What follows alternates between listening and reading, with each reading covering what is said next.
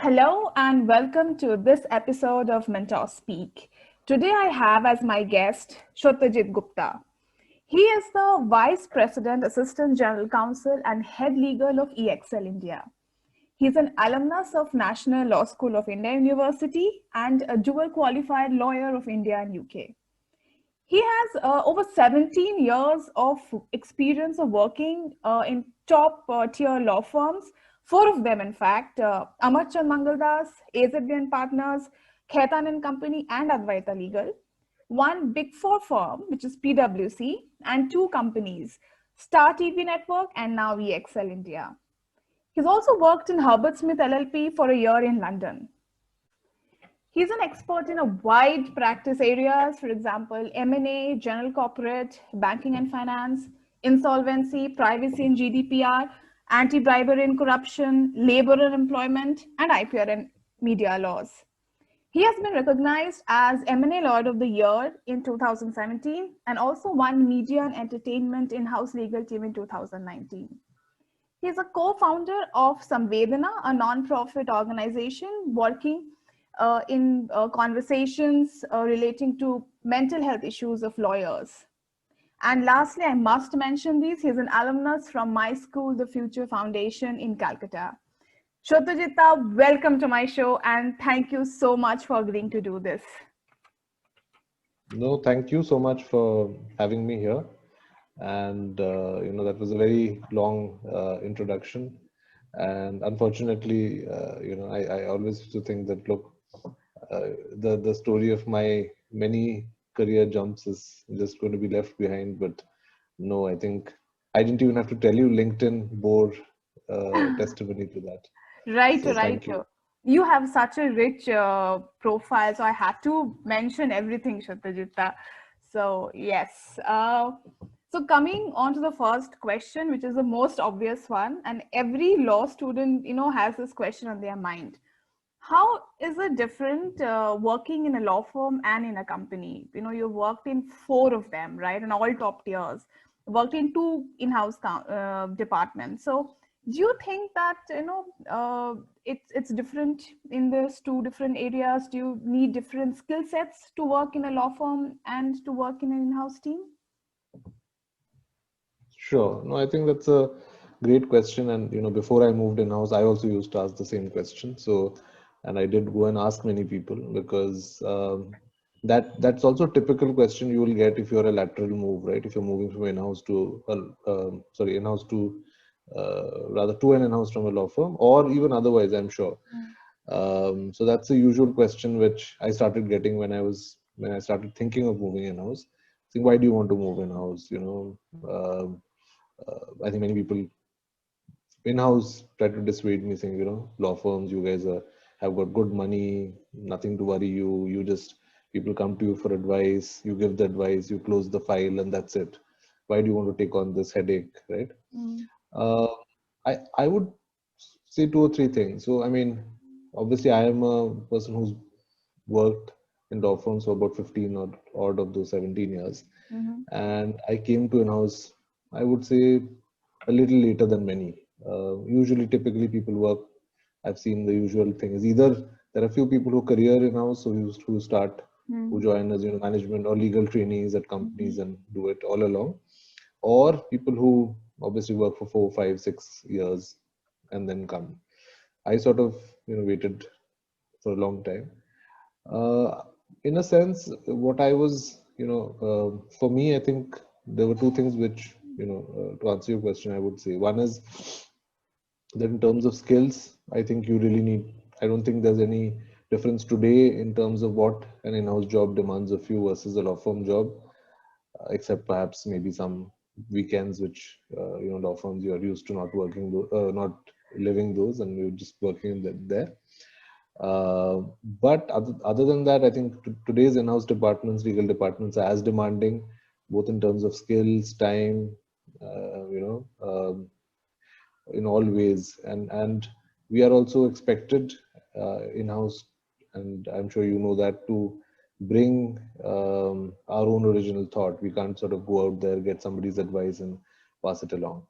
So I would say today's day, not really. But I think the fact that and I'm going beyond the brief of your question, Mm-hmm. but to say that, am I happy that I did my law firm before I did in-house? Yes, because I think I picked up a lot of skills working for many demanding clients, helped me understand many things. And Indian law firms tend to be, you can become you can pick up a lot of skills. You can work in many practice areas. So I think that's always helped, because today, if let's say some law firm lawyer tells me, okay, this can't be done or that can't be done, I can at least ask them some intelligent questions. And if they're bluffing, I can find out what the bluff is. Also, I've done many years of I can now look at a bill and also figure out, somebody's trying to trick me or not, because I've also done a lot of that trickery of time filling. So that's there.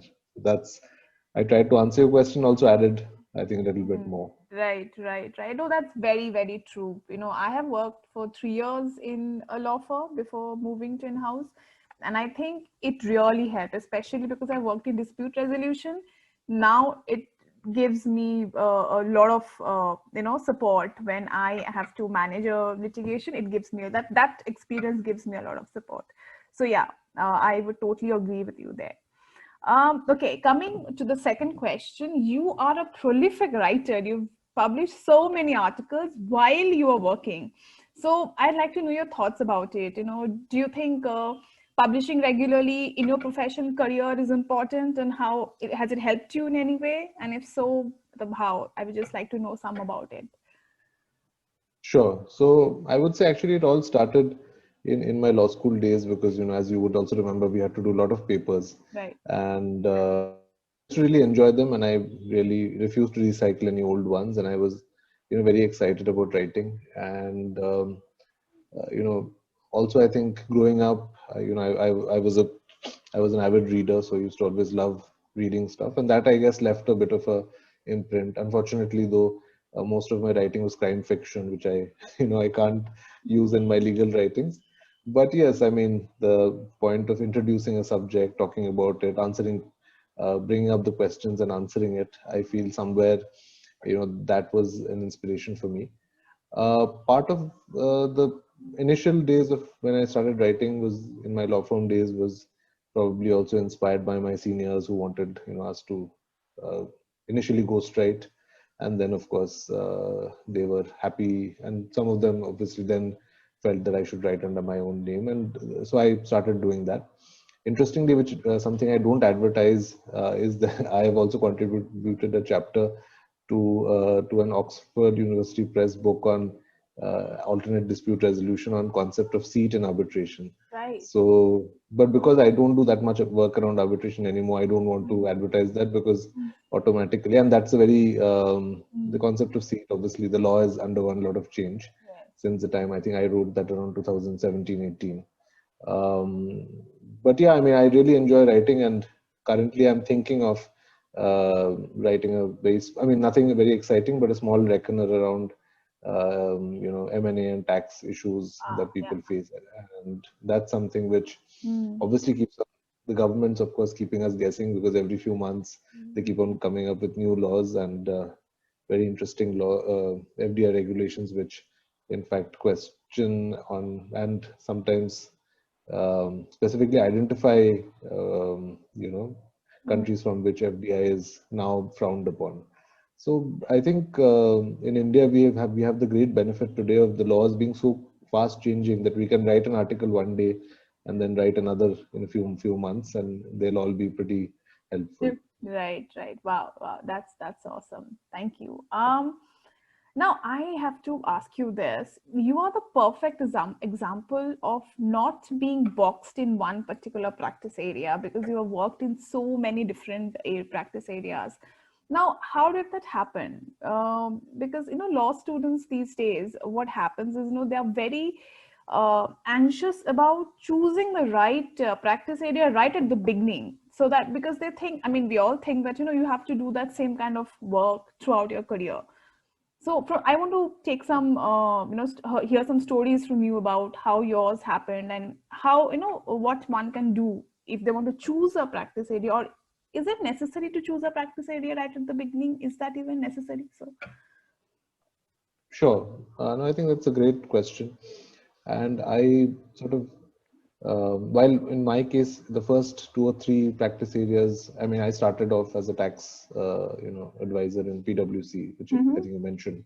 Mm-hmm. And I did about 2 years of that. And during that period, I tried to explore whatever work I could do as a lawyer within PwC. Obviously, there were certain limitations because it was not a law firm. So that included, all kinds of work like due diligences, audits, um, some tax advisory work, some tax litigation, etc. And keeping in mind the fact that, I mean, I gave it my full, 100%, and then I realized, look, I need to get to a law firm to be able to do something else. So my next change was, I mean, the next bit was of course, in a big law firm, and which is where, like, since I came in after 2 years, I came in as a lateral. So hence, I think it was too late for them to initially categorize me. So they started letting me do various things, and then slowly I moved into banking finance where they needed somebody.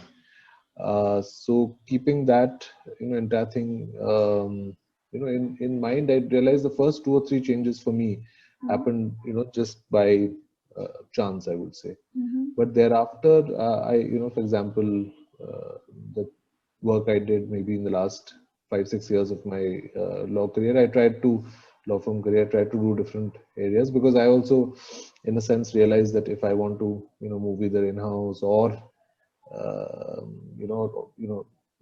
or do other, I really at that stage didn't want to box myself in, as you said, into one area. Though I was doing a large proportion of my work was M&A, but I Mm-hmm. realized even for M&A you need to know, different areas of law, right? Because in diligence you would pick up different areas, etc. And also interestingly, when I was in AZB, for example, one of the law firms I worked with, we in fact the corporate team used to do its, or at least used to work on most of the, at least the, related litigation. So we had, for example, CLB work, or at that time, which has now become NCLT. We also had some work in TDSAT. So most of the times, because we would work on the client or we would work on the matter, we would also do the related litigation along with the litigation team. So we got an exposure to that also, which I felt is very important.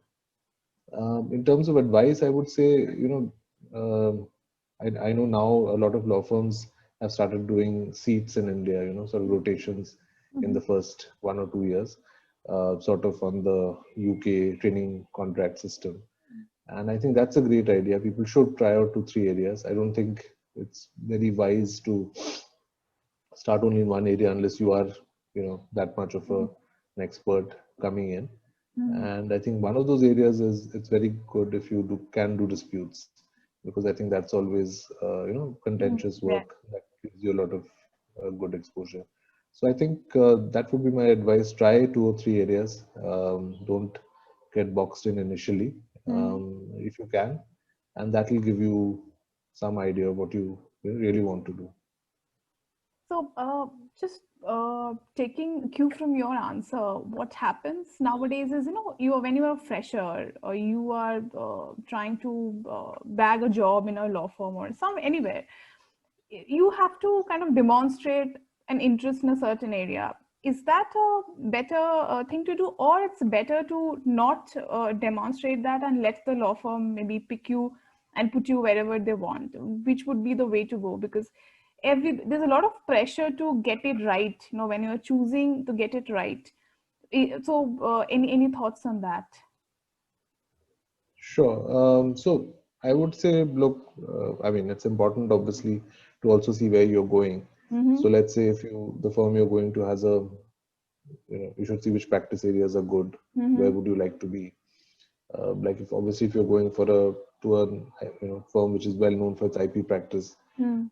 I guess ultimately you would um, come around to a situation where, uh, you know you would probably be categorized, or you would come around somewhere Right. around IP, right? Whether it Right. would be registrations or litigation, etc.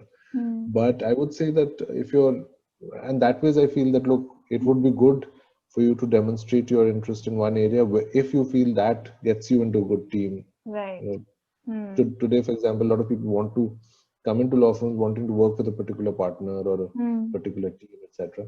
So Hmm. if you think that helps you, Hmm. you try to intern with that team or work on that particular area, write around that, research around that Okay. area. Hmm. Definitely that makes sense. But yes, if you don't know what you want to do, then I think Hmm. it's probably better that you Hmm. let sort of the sorting hat Yeah. of Hogwarts Yeah. decide. Yeah. That's great. So, okay. Moving on, you have led teams both in your law firm profile and your in-house role. So, I would like to know, what do you look for a candidate when you are hiring? Are you looking for something specific, or is there like a list of criteria, list of skill set that you do keep a checklist? How do you do it? Right. So I would say that, I mean, wherever I've worked, I mean, whenever I've had a chance to hire people, I've always sort of looked at a few things, definitely. Mm, One is enthusiasm, right? I mean, is the person interested in this particular job? It will be remarkable. It may sound very strange, but a number of people come there and, they're just not, they appear to be disinterested, or mm, maybe they mm. don't know that they're coming across as disinterested. I Yeah. think that's something one must just watch Mm, out for. mm. And if you don't know something, I think it's better to be honest and say that, look, I haven't done this or I Absolutely. haven't worked on this. Mm, Don't pretend. It's not that, I'm not saying mm, that that I'm an expert or anything, but somehow it comes out, right? mm. If Yeah. you don't know, if you ask questions around that. Also, I feel that if you're coming in, as I said again, for a particular practice area or a particular person, or if you've, it's always good to do some research, right? I mean, what are the Right. areas which may be of interest?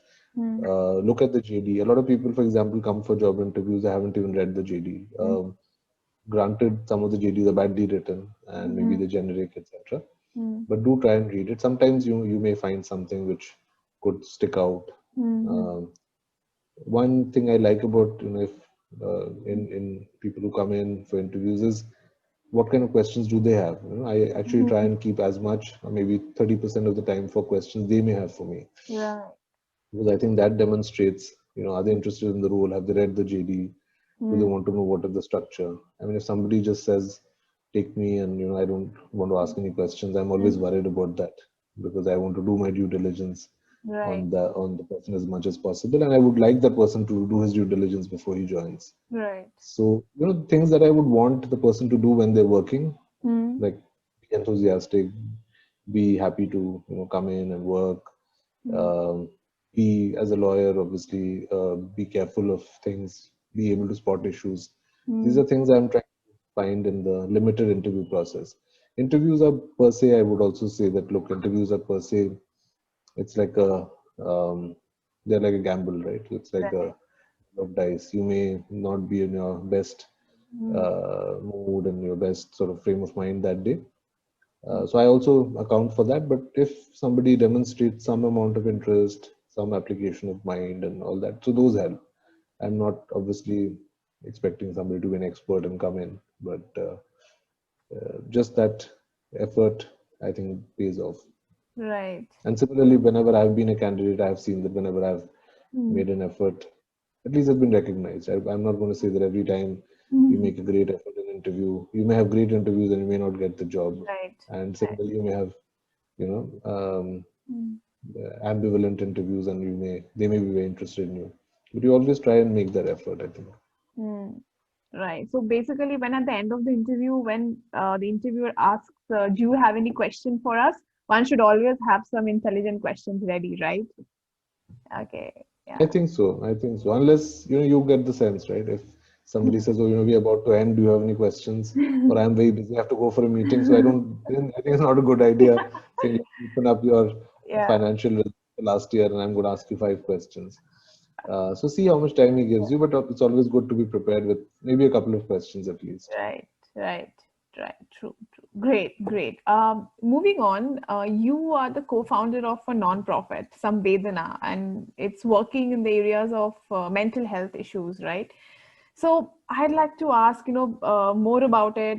What are your plans about it? And how can lawyers address, because lawyers always work in such stressful work situation. So is there any way, do you have any tips, to manage stress, manage such situations? Sure. I think so. The first, I think, step is, of course, I mean, so I'll break this up. First, Mm. I'll address your second question, which is Right. managing stress. And I'm, again, sort of disclaimer is I'm not a professional, and Absolutely. anything I say, Mm. people should verify and obviously consult a Mm. professional in case they need urgent help. And but I would say that, look, I mean, somebody who's gone through work stress himself, I would say that, wherever I found that I've identified that and I've sort of, in a sense, acknowledged that I'm going through stress, I think that's the first step. Mm. A lot of us don't acknowledge that. We just sort of say that, oh, it's expected. I don't think it is expected that you should live in stressful conditions. I recently went, attended a lecture by a professor from Oxford who was talking about neuroscience and the legal profession, and he was showing us photos of the images of the brain and also what happens when there's stress, and how damaging it is for the brain and the synapses, etc., and the entire nervous system. So I think it's not only going to leave you drained temporarily, but I think it may have some permanent impact on you. So acknowledge, realize that you are under stress, Mm. then try and deal with it. First of all, see what is the cause of the stress. It could be work deadlines. It could be things which are, and even there could be two parts to it. One could be, issues that you have because of, let's say, something on your part. So maybe, let's say, you're being given a lot of work and you're not standing up for yourself, and you're not sort of saying that, look, I'm busy and I need to deal with these. Mhm. Or it could be a situation where you've tried to sort of push back, but that's not worked out. In either case, you need to take stock of it and you need to do something about it. I know it's in the Indian scenario also, Mm. saying, going to a boss and saying I'm stressed about work is Mm. not always appreciated. Mm. But I think it has to come out in some way or the other, and if required, you need to identify peers within the organization. Mm. Do you have a mentor? If you may have a mentor within the organization, or somebody who's may not know he's your mentor, but who Mm. you can go for advice. Mm. Speak to them. See if you can do something about it. Mm. Um, Definitely also try and address, if there are any lifestyle issues. Let's say you have habits of, you're not getting enough sleep, or, eating habits. So these are things you could address. Mm. Exercise. I think three important things Mm. which I got took away from the lecture, which I heard, was one was get enough sleep, two was reduce stress, and three is do some amount of exercise. I think those are very important things, and it could be just a walk, it could be just meditation, Mm. yoga. As I was just telling you, I'm trying to restart my yoga classes again. So I think any sort of these interventions are very helpful, and of course, do not hesitate to go to a mental health professional. There are, just look them up online. There are many available certified professionals, and there, you could, in fact, don't even need to go anywhere. And these days, you can just sign up, call them, message Mm. them. Mm. You can do an online consultation. Mm. If you're working in house, most companies have a counselor on hire. Don't feel scared. Talk to them. Mhm. So I think that's very important. We should, I think, remembering again, sort of doing the Harry Potter quote, as Professor Dumbledore said, help will always be given to those who ask for it. Mm. And I think it's very important that we ask for it at the right time, Mm. because I know it's a rampant issue. That mental health wellness Mm. is definitely a very, very big issue amongst many professions, but definitely amongst lawyers. And sorry, to answer the first part of your question, so Samvedna is a very sort of Mm. small initiative, I would say. Not for profit is you know, definitely correct, and I think we just wanted to make a difference. So initially, we have done 2 webinars. We're going to be doing a third one. We have a website, Mhm. very sort of nascent stage.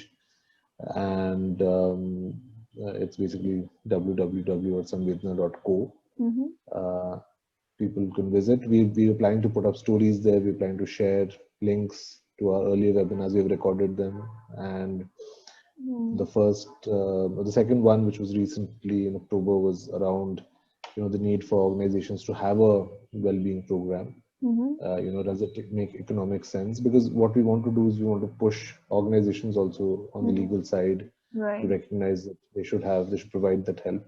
Mm. And we heard from experts that yes, it's important. The statistics, I mean, they have not been done. There's been no real study done in India, but in around the world, we have seen statistics which show somewhere around 7 to 8 times uh, you know profits, revenues, etc.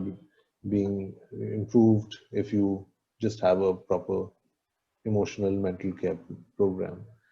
We are planning to do something in November, which is around, I call it when your mentor becomes your tormentor.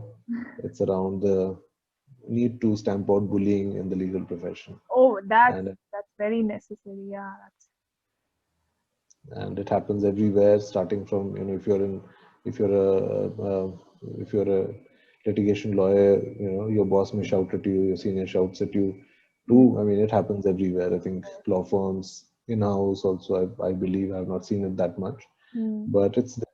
So I think bullying, harassment, I think those are very key Mm. uh, you know, Right. triggers, for example, for mental and Mm. people sort of being people snapping and sort of, in a True. sense, going from a normal, Mm. uh, Mm. emotionally, mentally balanced person to sort of obviously suffering from some issue or the other. So I think to sum it up, I would say that our plans are many, as Mm. we start when anytime we start anything, Mm. but we are also trying to do it slowly. We don't want to do 2 3 webinars in 1 month, and Right. we're trying to do one webinar in every month or month and a half. Mm-hmm. And then the plan is we will Mm. improve the website, put up resources, stories, as I said, Mm. links to earlier webinars. Try and and we're identifying currently material which people can read and access. Links which we are getting vetted by professionals. There are a lot of similar Mm. initiatives around the world, so we want to just sort of get all the data Mm. in one place. And we also want to start, I mean, the plan is maybe next year to start some sort of peer support groups also. So maybe online where we Mm. could have weekly or fortnightly Mm. sort of small groups so people could just join in, talk about the issues. Right. And if if they feel they want to consult a professional, we would also have certain professionals sort of putting up their details on our website. So the plan is to do that, and in the future, we obviously want to take it to the campuses. We Mm-hmm. believe there are issues. People go through a lot of stress even on Yes, campus, absolutely. Absolutely. and then of course in maybe uh, and we would welcome Mm. people to come in, volunteer their time, advice. So if anybody's interested, they should definitely look me up and contact me. Sure. So, how can people come to know about this November webinar that you guys are planning? Will it be on the website? It'll be on the website, and we will also put up our social media handles on the website. So if you Mm. maybe check by the maybe early next week, all the Right. at least the basic details will be up and available, and um, hopefully Mm. there'll be people coming. That we have had a lot of people who have joined us at the earlier webinars, and but of course we would want it to go out more. And I think even if somebody doesn't join a particular webinar, the Mm. recordings will be available, so people are more than welcome to log on and listen to them and watch them. Right, right. So I'll definitely put up the link to your website in my in the description box so that people can definitely check this out. Uh, Thank you. thank you so much, Shrotajita, for agreeing to do this. It was a very, very helpful and insightful conversation. Thank you very, very much.